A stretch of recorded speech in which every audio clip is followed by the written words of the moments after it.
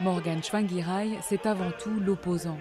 L'opposant historique à Robert Mugabe, homme fort du Zimbabwe depuis l'indépendance en 1980. Ancien ouvrier du textile et dirigeant syndicaliste, il a été battu, arrêté, emprisonné et inculpé pour trahison. Il a aussi dû avaler de grosses couleuvres. Arrivé en tête du premier tour de la présidentielle en 2008, il avait dû se retirer face aux violences contre ses partisans. Bilan 200 morts et Mugabe est réélu. Sous pression internationale, les deux adversaires avaient fini par former un gouvernement d'union contre nature en 2009. Il devient alors Premier ministre. Mais Tsvangirai n'a jamais cessé de se démarquer du président. Il présente son programme comme une antithèse à l'action de Mugabe. Nous allons ouvrir le Zimbabwe aux affaires, faire passer des réformes dans divers secteurs, avec pour un seul objectif, dynamiser notre croissance économique.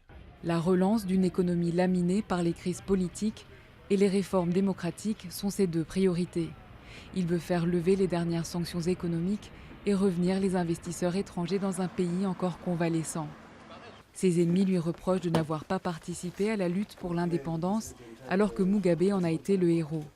Mais selon ce chercheur zimbabwéen, Tsvangirai est apprécié des jeunes générations.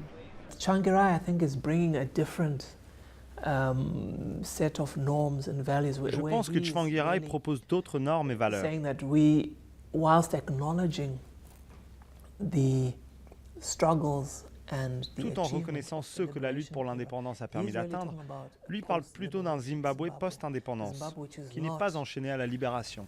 Tethered to liberation, and Et je crois qu'il a une vision plus globale du Zimbabwe, aussi bien sur le plan racial qu'historique. Zimbabwe, both racially, historically.